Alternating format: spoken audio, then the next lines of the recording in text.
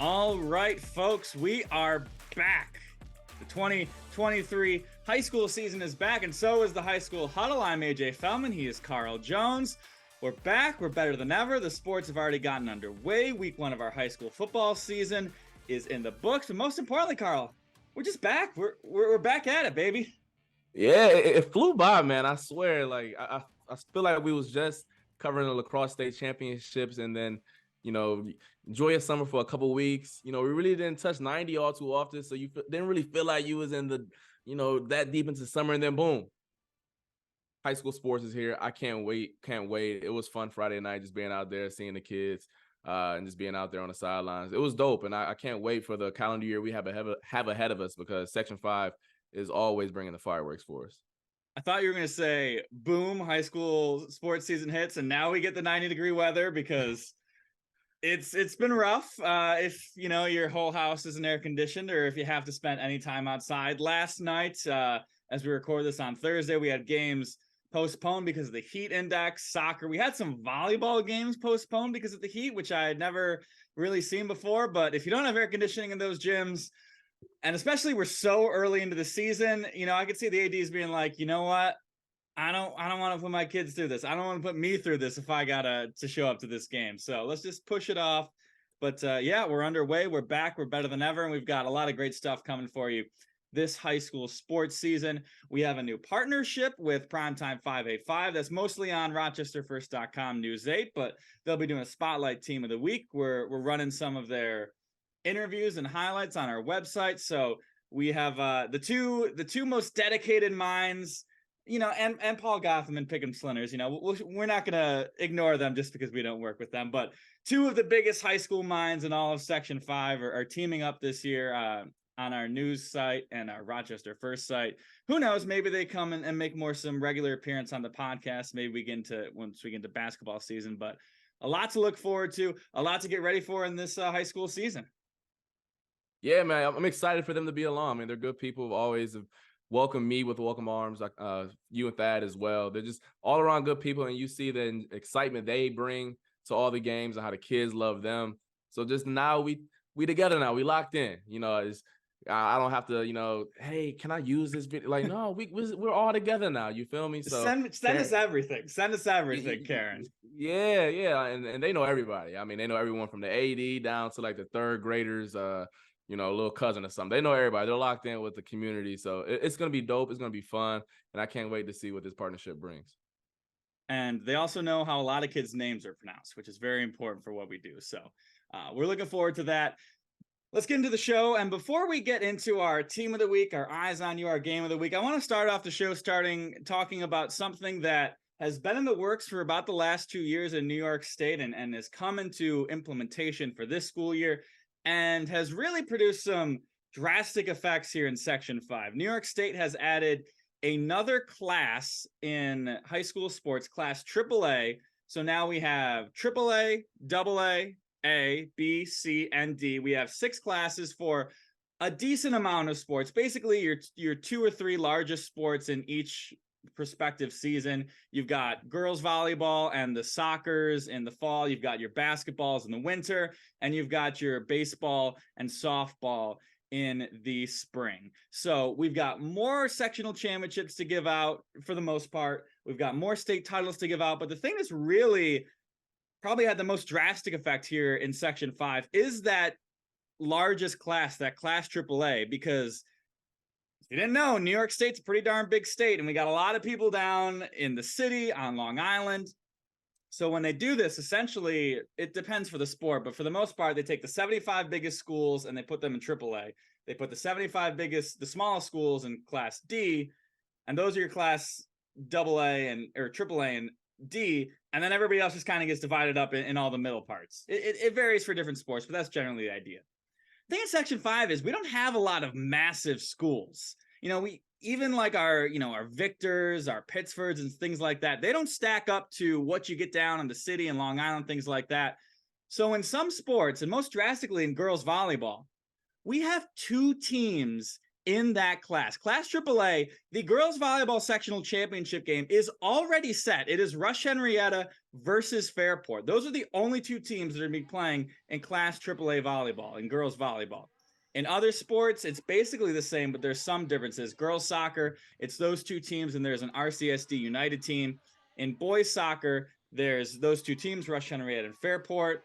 There is two RCSD combined teams, how, these schools kind of combine, 4 city schools into one. And you've also got McQuaid, so a perennial powerhouse. So that does add another team to the mix.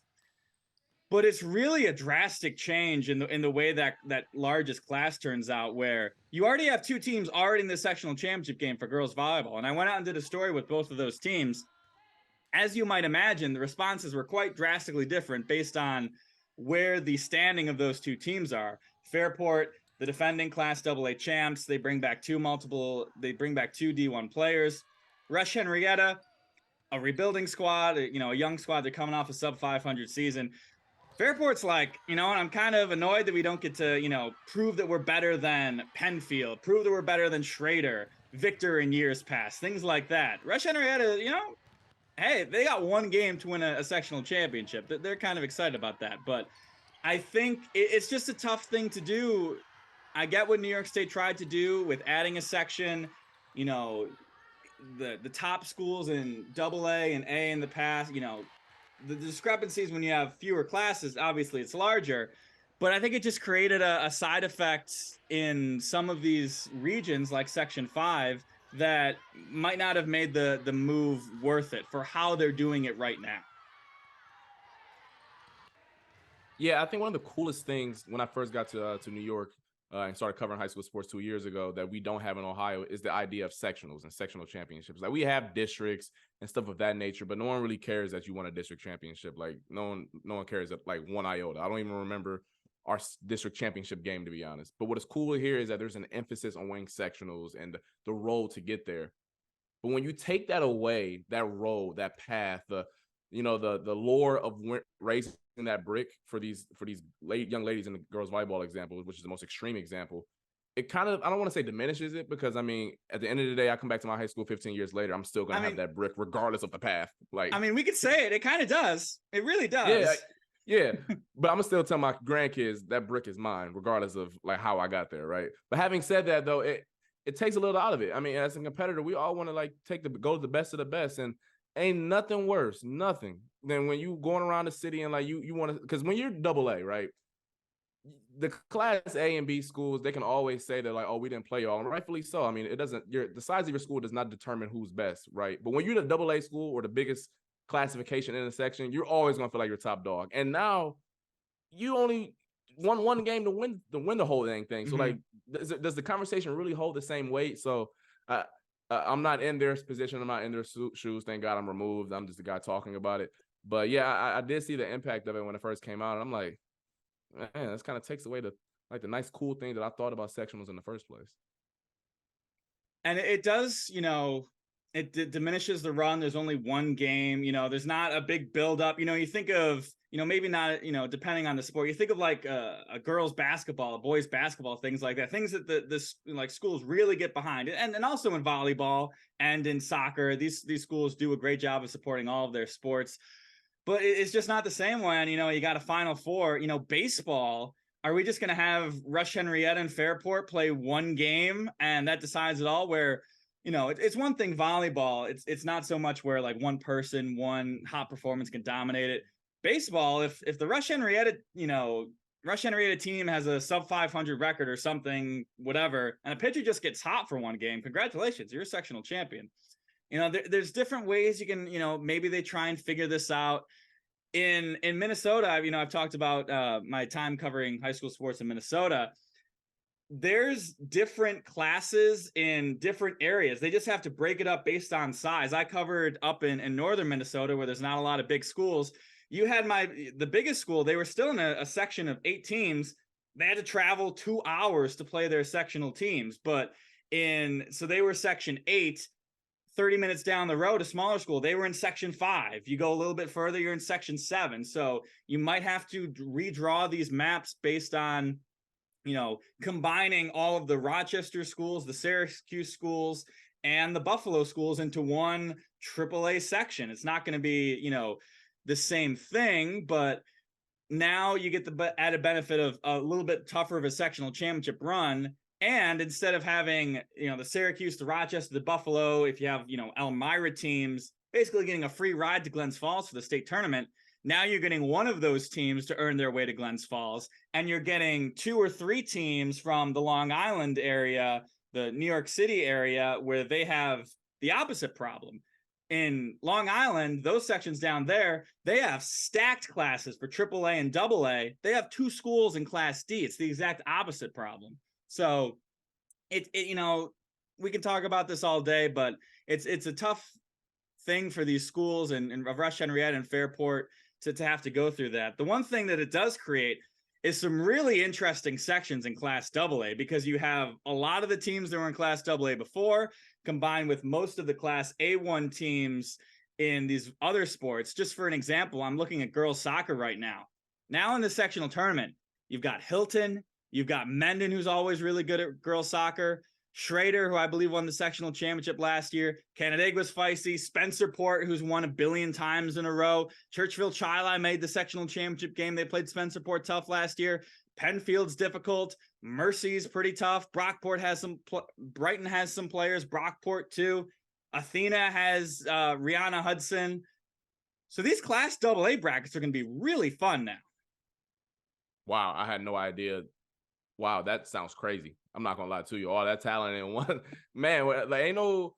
Yeah, you sure you the top seed, all right, but you might be playing against a Division I commit on the other side, and who's like a 9 seed. The way that you just laid it out. Wow, I didn't even think about that aspect of it in terms of the A schools bumping up to AA. All I was kind of just got my mind processed on was the fact that some teams are going to win a sectional title and raise a brick off one game. But hey, that's just the way the cookie crumbles sometimes. And I mean, a brick is a brick, I guess.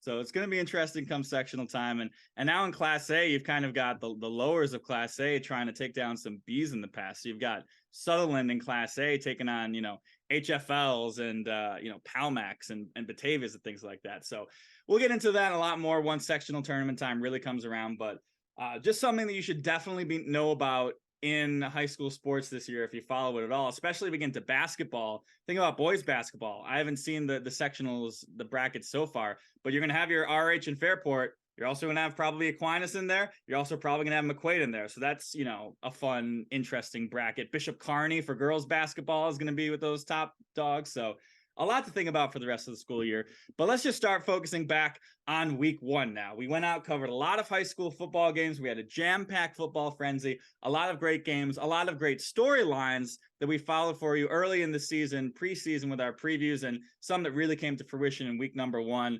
Carl, we'll start things out with you with your team of the week. Our team of the week is a story that we followed in the preseason, Geneva Panthers. They took care of business in week 1 over Penn Yan. 36-0 for those at home. What makes this story cool is they lost their head coach, Larry Guerry, unexpectedly. He passed away earlier this spring.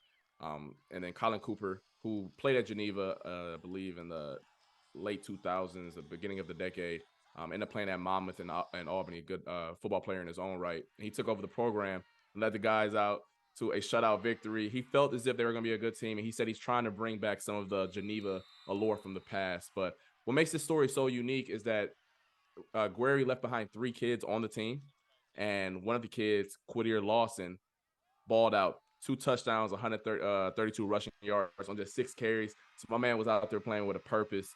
And we've all played sports before. You always say, oh, I'm playing for something bigger than myself, right? Like, oh, I'm laying it all there out on the line. But these kids truly are playing for something bigger than themselves this year. And they all said they're playing for Coach G, is what they like to call him.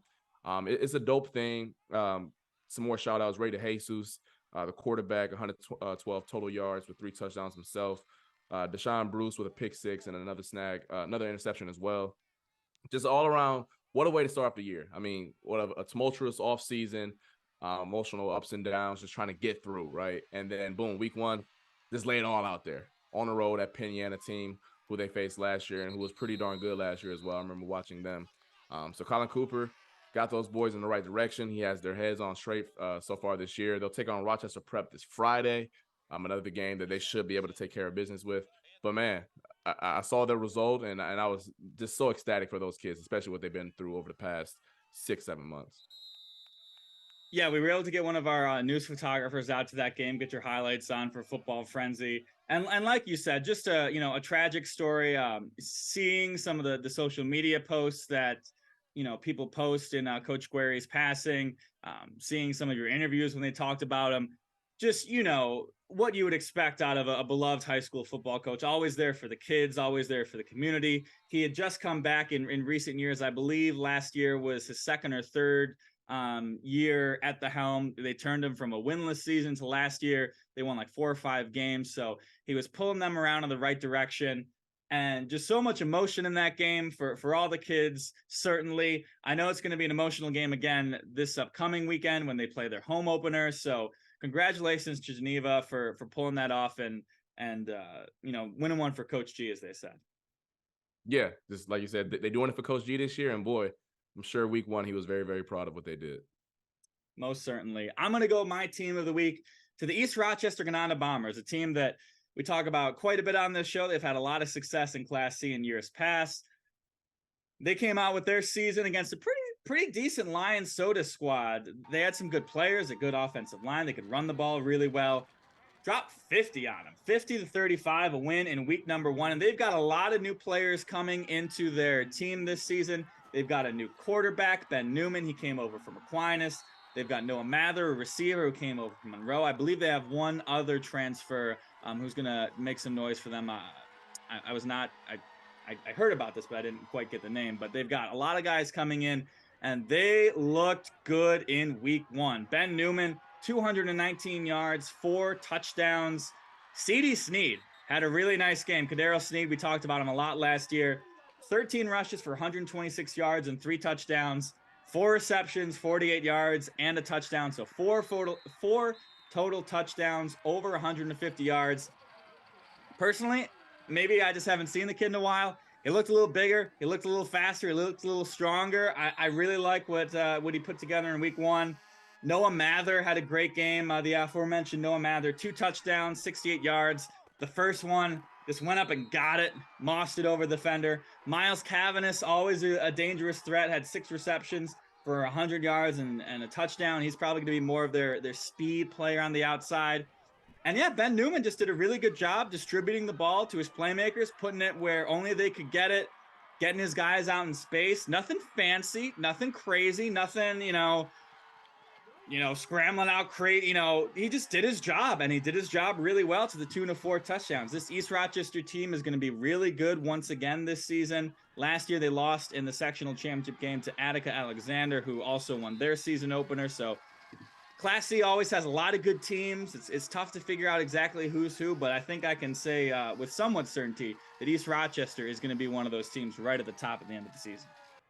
ER always got some athletes. Like, they're all, like, obviously always at the top of Class C, but they'll always have some guys on the outside where you're like, man, them boys can go in Class A and Class AA and hold their own on the outside. And like you said, they got some transfers. They got Miles Cavanis, who was there last year as well, who, once again, they're showing that there's some dudes out there, and y'all better make sure that y'all know where they are at all times on the field. And like you mentioned, Ben Newman, a good season opener, and in his case, just stay out the way, just get them the ball and let them rock, so especially down there in that classification right there. So the Bombers, another team, good season opener, and I'm really, really excited to see how far this team can go just based off of the collection of talent that they have right now. Yeah, Newman's a guy who, he does all the camps. He does things like that. He's looking to play at the next level. And the guy who he replaced last year, Braden Doze, I believe I'm saying his name correctly. I always had trouble with that last year, his last name. But he is still on the team. He did get beat out for that quarterback competition, but he's playing on offense. He's, getting some receiver snap. They've got some packages for him. They bring him in at the goal line. So from what I can tell, even though he had someone come in here and, take his job, he's still, contributing, things like that. You love to see it. So East Rochester, Gananda, my team of the week. Carl, moving on to our Eyes on You team, our under the radar team, perhaps, that you got to keep your eyes on as we press forward in the season. Carl, who you got? It's a team that I didn't see, quite frankly, because they played so well for 24 minutes. It's the Irondequoit Eagles. they were on our schedule to go get this game on Friday. We were going to go get there, presumably second quarter, third quarter, whatever. I pulled up at Athena to go get this game, and the Eagles were up 38-0 at half. And at that point, there's just nothing really for me to do at that point and grab and put on the television. So I just left and I believe went to Hilton at that point. But Irondequoit, I mean, I don't care who you playing. That's a what a way to come out the gates swinging. Some notable names to mention: Jordan Nolan, a punt return for a touchdown, and then also receiving one as well. Miles Wynn, 136 yards on the ground with 3 tutties, and then I believe I'm saying his name right, Taden Makubayer, the quarterback, also did his thing, 122 yards through the air. As a team, they had 347 yards on the ground. I don't know if this was Navy or Army or whoever, but they was toting the rock all game long. The defense did their thing as well. The Trojans had negative yards in the first half, and I believe it ended up with sub 100 for the game.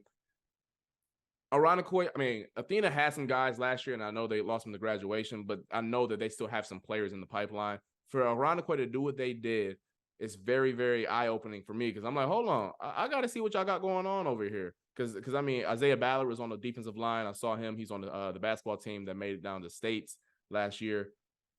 They got some dudes, and I need to see where this goes from here. But when I go to your game and I'm trying to put you on TV and you don't let me because you dominated for 24 minutes so well, now you on my radar. And now I'm kind of angry because I want to show y'all some love, but y'all couldn't wait for the third quarter to do that. You feel me? Like, y'all could have did all that right after halftime, but y'all wanted to be greedy. Y'all, you know what? I'm going to just tell y'all next time I'm coming so y'all can wait to the third quarter. How about that? Because I wanted to give y'all some love, but I guess this is where we got to give you love. Right here, give you your flowers right here on the High School Huddle instead of on Football Frenzy. Nonetheless, Irondequoit, I got my eyes on y'all for what y'all did in week 1. Yeah, I believe Irondequoit, they were up 7-0 for most of the first. They got a late touchdown in the first, and then they just blew away in the second quarter. And I've been seeing some, people talk about this team on social media. The Irondequoit Twitter account does a good job of tweeting out about them. Jeff D. Veronica over there. I've seen good things said about their offensive line. They're bigger. They're, tougher this year. Obviously, you talk about their rushing stats. That kind of speaks for itself. So Irondequoit, a team that has had some success in the past in that pandemic-shortened season. I believe they were the number 1 seed, undefeated going into the sectional tournament. So it's an Irondequoit team that has, been up and down and things like that, but they've had some times to shine. They're going to get a Wilson teams next week coming off of a loss, so could be going to 2-0 on the season. Irondequoit, got to be feeling good about themselves. Carl's team of the week. My team of the week, the Fairport Red Raiders, with a 21-17 victory on the road against Penfield. 2 things to note. Number 1, their defense is pretty darn good. They gave up 0 touchdowns on the defensive side of the ball. Penfield scored twice. One of them was on a pick 6. The other one was on a kickoff return to open up the second half. So 0 touchdowns allowed on defense. A good start. Great start. Speaks for itself. The other thing is they got some dudes on offense. They've got some straight up dudes. Sam Pucci, we talked about him in the past. A great wide receiver threat. 13 receptions, 148 yards, and 1 touchdown. His touchdown was in the first half. A beautiful, diving over his shoulder catch. You might have saw it on social media. Jackson Roberts had it over at 10. Varsity put it as their number 1 play of the week. Just a beautiful catch. And that's the type of plays that this guy can make. But when I was there, he was just instant offense. He was getting 7-yard reception, 8-yard reception, 12-yard reception, 3-yard reception for a first down. I don't really know why Penfield didn't put the entire team on him. But then maybe later in the game I figured out because they've got this kid, Marquez Garrett. I hope I'm saying that correctly. A 38-yard touchdown reception. Dude's big tight end. I believe 6'2 plus, 220. The guy looks like he might be playing on Georgia next year for all the stud tight ends they've been coming through the pipeline. Another big name for the Fairport Red Raiders. Other guys who contributed for them, Jackson Rucker at the quarterback position, 225 and 2 tutties. And then Bailey Frank, 47 yards on a rushing touchdown. And he was part of the main force that grinded that clock out late in the game. Fairport got the ball back with, I can't remember exactly, maybe 5 or so minutes left. Marched down the field, sat on the ball to win the game. So Fairport did a really good job in a Class AA game against Penfield. They're my eyes on you team. That Poochie last name, are we sure he's not related to his older sister Bella? I think we know it. I think we know they're related. All right, so then you know what? It makes sense then. Like as soon as I saw the catch, I was like, hold on. It run in the family clearly, because obviously for all those who watch us and is aware of girls hoops in Section 5, his older sister Bella was a dog on the court. So clearly the whole family got some nice juice to him. That catch was unreal. I remember watching Fairport last year. There always was just physical. There's a real physical ball club. And then now you combine some of that physicality, some of that dog with some nice skill. And like you watched it just with some real like athleticism out there. Watch out. I mean, it's early. I haven't been able to see any bunch of teams. I mean, blame Irondequoit for that since they don't want me to watch them play. But look, Fairport, physical. They was a little scrappy last year. You could find that scrap with some dudes. All right, now. All right, I'm watching y'all too now. Not just AJ. Yeah. I got my eyes on y'all. Yeah, they had some nice wins last year. And I will say this about Class AA in football. They did not add a Class AAA in football. I don't know if I made that clear in our previous discussion. You're obviously going to have McQuaid and UPrep up at the top. We're going to talk about UPrep a little bit later, but those are probably your two top dogs going into the season. Your third dog, I don't know if we have one. Aquinas, they're young. They kind of got beat up by UPrep last year. Pittsford, Jackson Green is gone. Their quarterback is gone.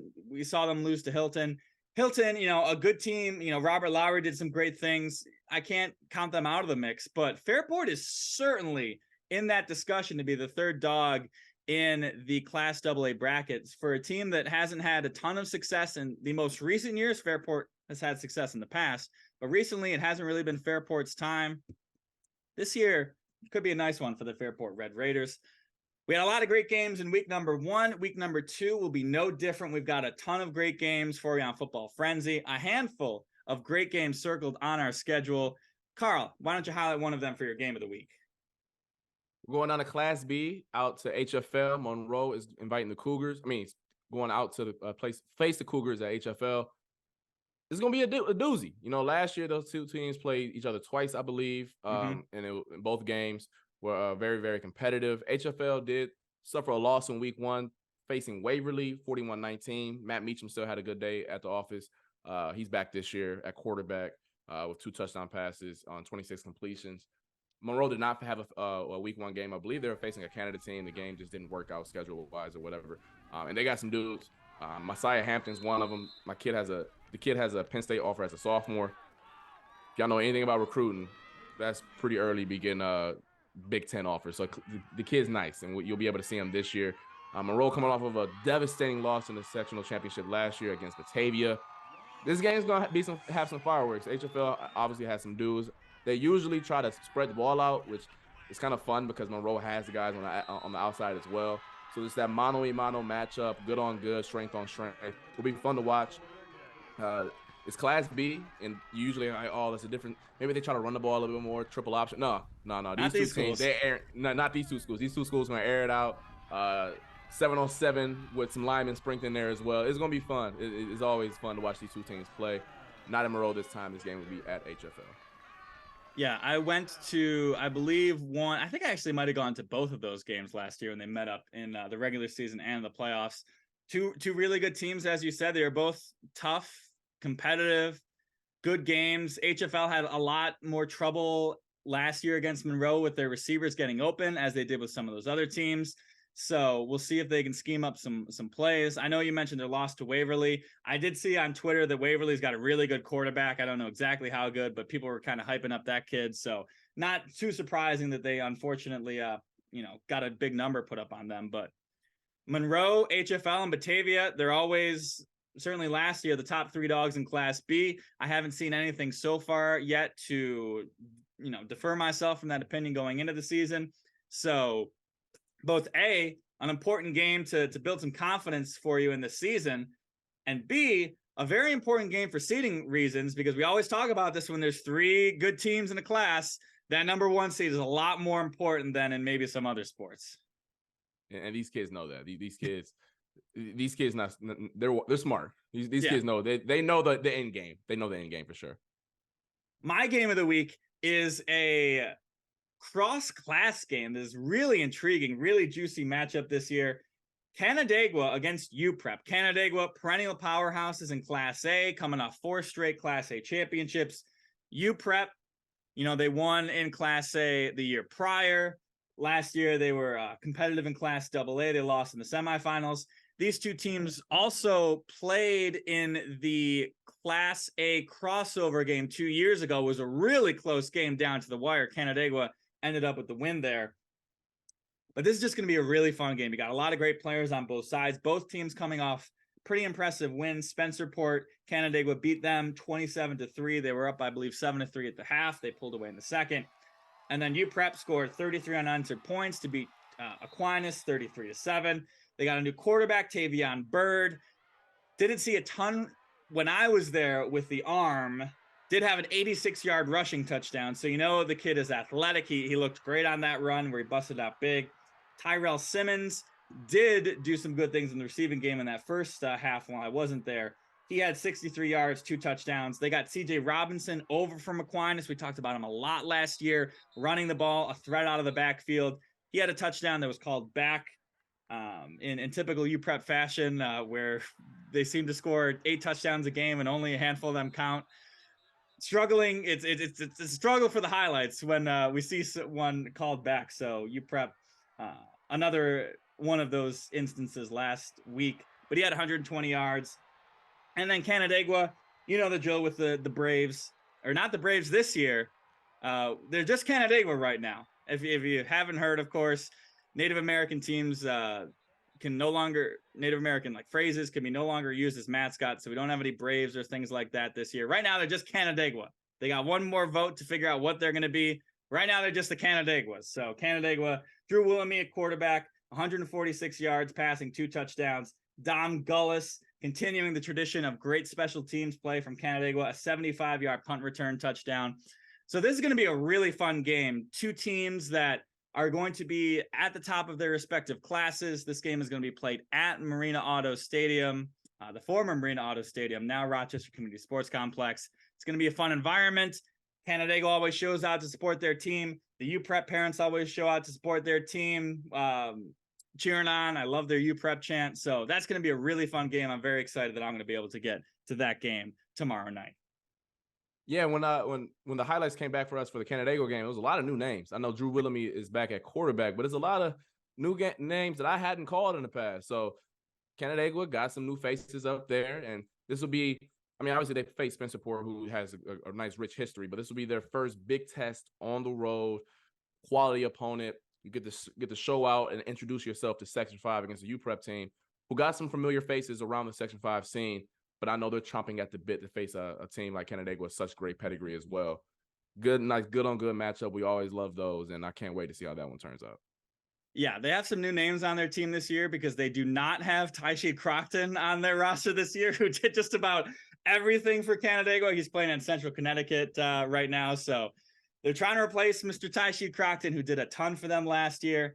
It's going to be a really fun game between those 2 schools. I cannot wait. Well, that'll do it for us today on the High School Huddle. I know it was a lot of football talk this show. However, we're going to get into more soccer, some more volleyball, some things of that nature. We just haven't had a chance to see a ton of them, and it's easier to talk about the teams that you see so far. I've seen some good soccer performances. Sutherland and Mendon girls soccer, they're going to be playing tonight. They're both, I believe, undefeated on the early season. That should be a good matchup. Saw an impressive game from Hilton against Fairport or Victor girls soccer. So there's a little love for the soccer squads. But that'll do it for us today on the High School Huddle. We will be back next week and every Thursday throughout the high school calendar, except for maybe on a holiday or when the Bills play. We're going to have our high school football rankings later on, once probably we get into a month or so into the season, so we'll have that to look forward to. But you can find us on Apple Podcasts. You can find us on Spotify, RochesterFirst.com, News 8, Channel 8. Hope you don't have DirecTV right now because you can't watch us right now. But you can find us online after the fact. But that'll do for us. For Carl Jones, I am AJ Fellman. We will see you next week. Have a great weekend of high school football. Stay cool. Stay out of the rain that's coming. We'll see you next time.